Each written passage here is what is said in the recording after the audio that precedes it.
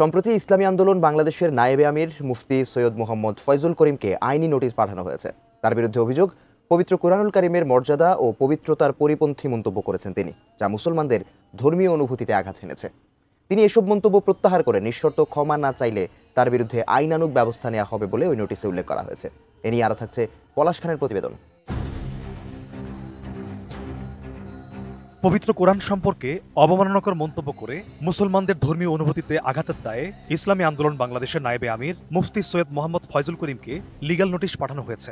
গেল 9 অক্টোবর দৈনিক আল ইহসান পত্রিকার প্রতিবেদক মোহাম্মদ আরিফুর রহমানের পক্ষে সুপ্রিম কোর্টের আইনজীবী অ্যাডভোকেট শেখ ওমর রেজিস্টার্ড ডাকযোগে এই নোটিশ পাঠান। গণমাধ্যমকে নোটিশ প্রেরণকারী আইনজীবী নিজেই বিষয়টি নিশ্চিত করেছেন। ওই লিগ্যাল নোটিশে বলা হয়েছে, গেল 6 অক্টোবর ইউটিউবে চরমনাই দর্পণ চ্যানেলে প্রকাশিত একটি ভিডিও ক্লিপে দেখা গেছে ইসলামী আন্দোলন বাংলাদেশের নায়েবে আমির সৈয়দ ফয়জুল করিম পবিত্র কোরআন নিয়ে আপত্তিকর মন্তব্য করেছেন। সেই বক্তব্যে ফয়জুল করিমকে বলতে শোনা গেছে, শুধু কোরআন কিচ্ছু না, এবং শুধু কোরআনের মধ্যে শুভঙ্করের ফাঁকি। সেই নোটিশে আরো বলা হয়েছে, ফয়জুল করিমের এসব মন্তব্য পবিত্র কুরআনুল কারিমের মর্যাদা ও পবিত্রতার পরিপন্থী এবং এটি মুসলমানদের ধর্মীয় অনুভূতিতে আঘাত হেনেছে। কুরআন একটি পূর্ণাঙ্গ ও স্বয়ংসম্পূর্ণ দিক নির্দেশনামূলক গ্রন্থ, যার প্রতি অবমাননাকর মন্তব্য করা বাংলাদেশের সংবিধান ও দণ্ডবিধি অনুযায়ী দণ্ডনীয় অপরাধ।